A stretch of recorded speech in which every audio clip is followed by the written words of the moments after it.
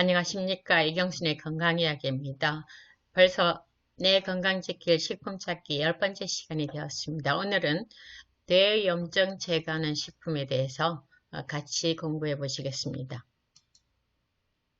뇌 그림이죠. 뇌 사진입니다. 실제 이 뇌입니다.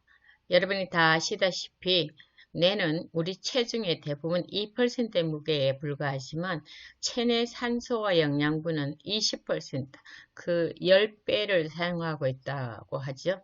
그러니까 얼마나 중요한 일을 많이 하고 있는지를 짐작하시리라 생각됩니다. 자, 네, 여러 번 공부하셨습니다. 점선을 따라가 보실까요? 실비안구라고 동그랗게 해놨는데 고기를 따라가다가 그 다음에 중심구를 보면 그 뒤에 중앙색이 있죠. 후중심구에는 그 두정이엽입니다. 두정이엽은 신체, 우리 몸에 들어오는 모든 감각을 담당하고 있어요. 그리고 인지적 정보를 해석하고 공간 지각을 맡고 있습니다.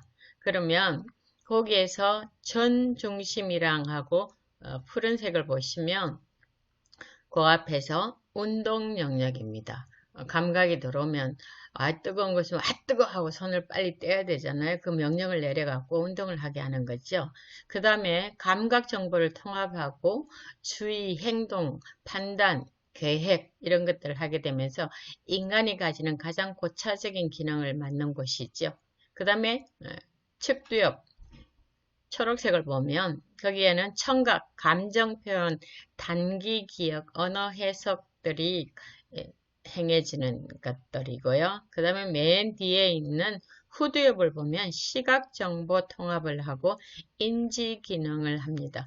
우리 뇌 발달은 뒤에서부터 앞으로 온다고 그랬어요. 그래서 후두엽에서 쭉 해갖고 전두엽, 그 가운데서 전두엽 맨 앞부분까지 오는 데는 시간이 꽤 걸리기 때문에 청소년들은 보면 덩치는 큰데 어른 같은데 생각이나 행동은 이렇게 불쑥불쑥 제대로 못하죠. 그래서 아직 내가 제대로 발달 다 되지 못했으니까 우리가 좀 넓은 아량으로 일을 하면서 청소년들을 대하면 좋겠다는 말씀을 드렸습니다. 자, 혹시 여러분들은 아침에 일어나시면 예전 같지 않게 늘 피곤하신지요? 또 초점을 못 맞추시는지요? 근육통이 있으신지요? 복부 팽만이 있으신지요? 관절통이 있으신지요? 복부 지방이 많아서 아이고 이 배가 이건 항상 이렇게 불독하다고 걱정하시는지요? 자전 방귀가 나오시는지요? 빨간 코, 딸기 코가 되신지요? 고혈당이신지요? 편두통이 있으신지요? 여드름이 있으신지요? 변비가 심하신지요? 과민성 대장 때문에 대장증후군 때문에 화장실 들락날락 자주 하시는지요? 알레르기가 있으신지요? 소장 내에 세균이 과잉 증식하고 있는 것 같으신지요? 대사증후군이 있으신지요? 우리가 나이를 먹어감에 따라서 이 가운데 한 서너 가지 정도는 대부분 다 가지고 계시리라고 생각됩니다. 우리가 만약 이렇다면 우리는 스트레스를 받고 있는지 아니면 장이 누수가 되고 있는지 자가 면역 질환이 있는지 그 다음에 내 속에 안개가 끼인 것처럼 뿌옇게 해갖고 제대로 초점을 못 맞추고 명석하지 못한지 우리 정서가 불안정해서 우울하고 불안한지 이런 모든 이 수많은 증상들의 가장 주된 원인은 뭔가 하면 염증이에요. 온몸의 염증, 그 가운데도 특별히 뇌의 염증이 있을 가능성이 굉장히 높습니다. 염증으로 인해서 유발되는 병을 보면 만성적인 통증, 비만, 말초신경질환, 당뇨병, 심장병, 편두통, 갑상선 문제, 치아 문제, 알츠하이머, 치매, 뇌 속에 안개 낀 느낌, 암, 많은 만성질환이 유발되는 것을 알 수 있습니다. 2018년 3월에 미국 화학회 전국회의에서 제시된 최근 연구를 보면 항산화 베타닌의 하위 집합인 베타닌이 알츠하이머병 진행에 관여하는 뇌의 특정 화학 반응의 억제제로서 어떤 가능성을 보여준다는 사실을 발견했어요. 알츠하이머병의 정확한 원인은 알려지지 않았지만 주요 이식물질 중 하나인 뇌에 축적되는 뇌세포, 즉 뉴런 사이의 의사소통을 방해하는 베타 아밀로이드라는 단백질이 알츠하이머의 원인이라고 밝혔단 말이에요.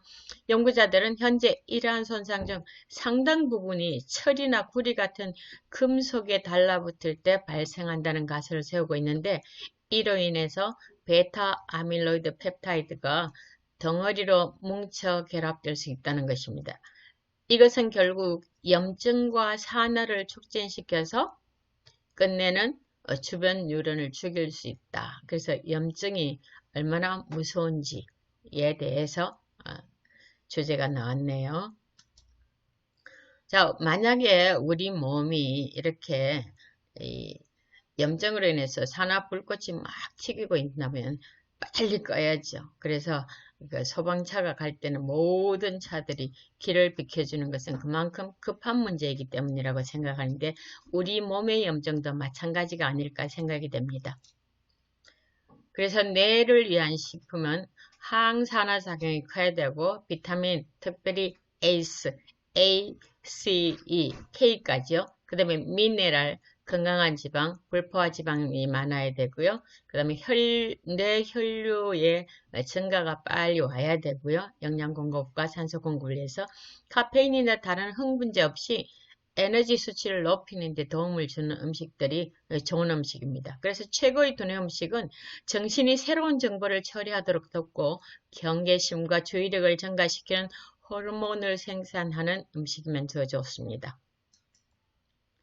자, 활성산소가 우리 몸에 일어나는 질병의 90%의 원인이라는 것은 이미 밝혀진 일이고요.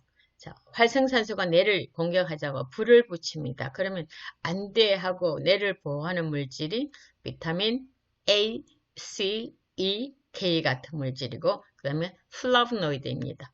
그래서 우리가 이런 그림을 한번 보시면 항상 음식을 선정하는데 좀 주의를 기울일 수 있겠죠. 잘 아시지만 비타민 A는 하루에 650에서 700 마이크로그램이 필요합니다. 근데 여기 보면 버트너스쿼시가 굉장히 한 컵을 먹으니까 하루 필요량의 457% 비타민 A를 공급할 수 있으니까 굉장히 좋은 식품인데 우리가 잘 활용하지 않고 있지 않나 보시고요. 그다음에 고구마, 시금치, 당근, 캔탈럽, 피망, 브로콜리, 동콩 이런 식으로 비타민 A가 많이 들어있고, 또 여기 뭐예요? 자몽도 있고 다른 비타민 A가 많은 애프리컷 같은 것도 있습니다. 그 다음 비타민 C 하루에 75에서 90mg 필요한데요. 골드 키위가 한 컵에 270mg 굉장히 많이 들었습니다. 그 다음에 빨강 피망, 그린 키위, 딸기, 그린 피망, 오렌지 주스, 요리된 브로콜리, 캔탈럽, 토마토 주스, 버트너 스쿼시 같은 거. 그 다음에 감귤류 종류 같은 것들 대단히 중요한 급원이에요.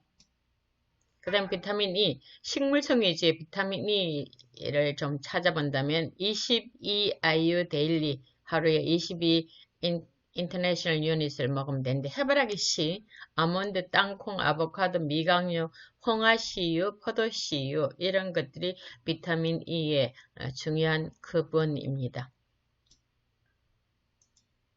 그 다음 비타민 K가 하루 권장량이 120에서 500 마이크로그램인데, 브로콜리, 호박, 근대, 피망, 파슬리, 토마토, 케일, 올리브 오일. 여러분 여기서 보시니까 좀 많이 나온 게 뭐예요? 피망 종류가 굉장히 많이 나왔습니다. 그죠? 피망이 비타민 C를 만드는데 굉장히 많이 사용되고 있는 그 재료가 고추이고 독일에서 많이 만들죠.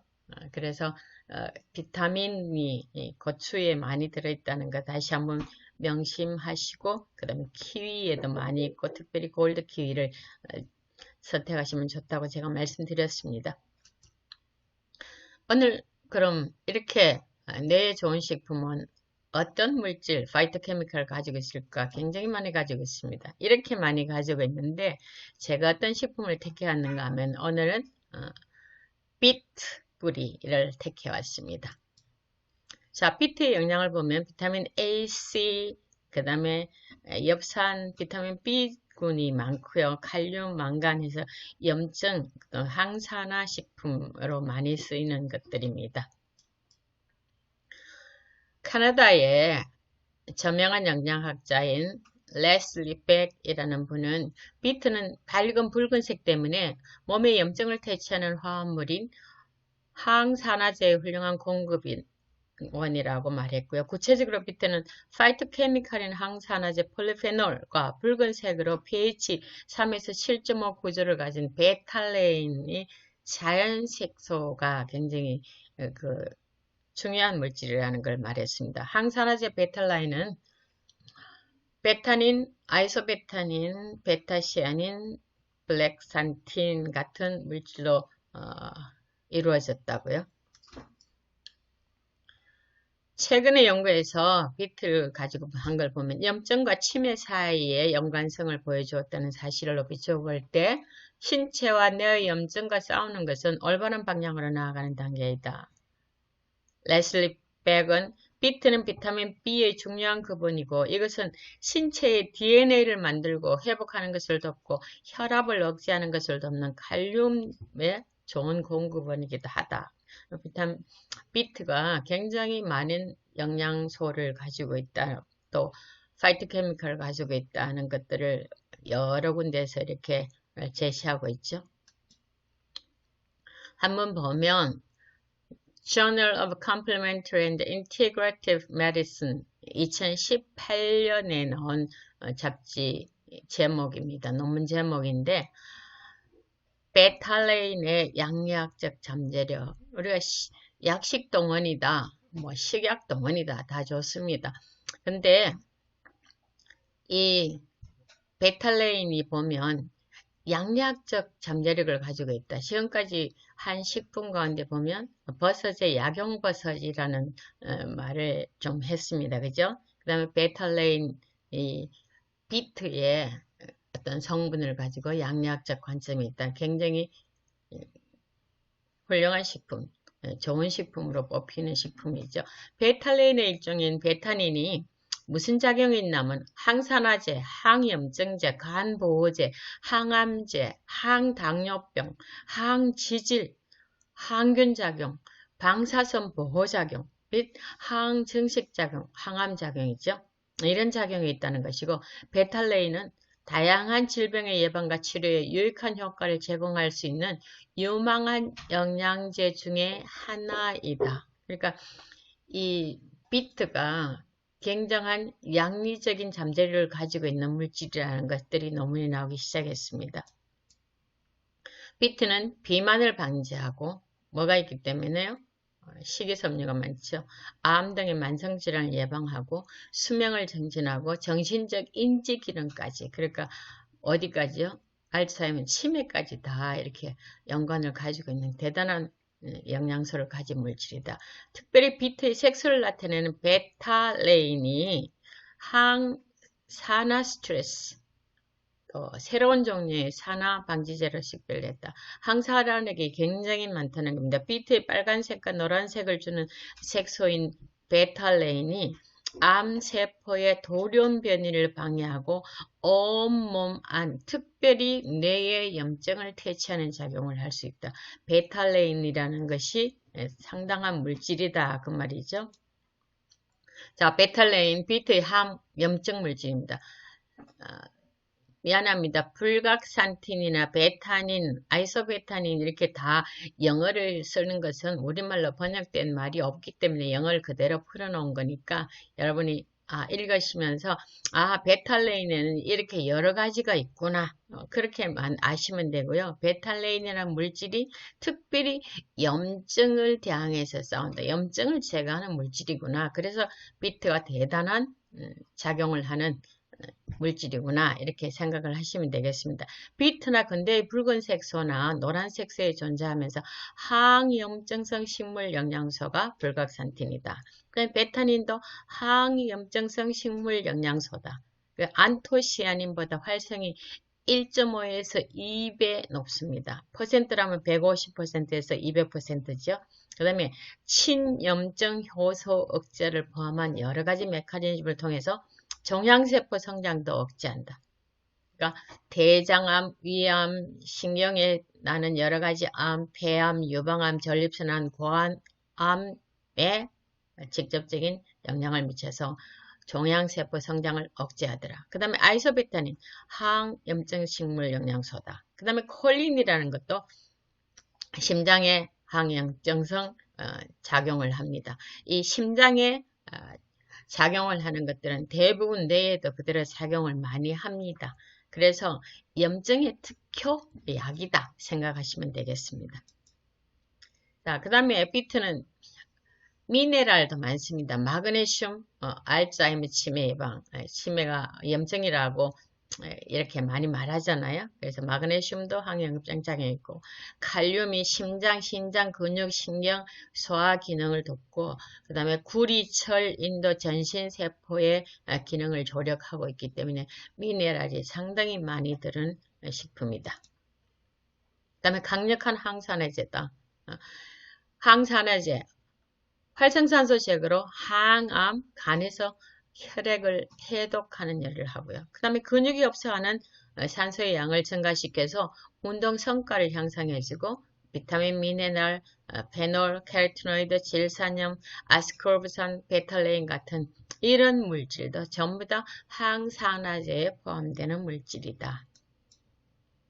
강력한 항산화제, 아까 이렇게 보셨는데 다시 한번 더 보시면 베타시아닌, 빛의 어두운 붉은색은 강력한 항산화제예요. 그래서 암을 예방합니다. 활성산소를 제거하는데 특별히 대장암을 예방합니다. 베타캐로틴, 빛의 껍질과 육질이 다 있습니다. 그 다음에 알파리포산이라는 물질, ALA라는 물질, 알파리포산이 강력한 항산화력을 가지고 있습니다. 그 다음에 염증을 억제합니다.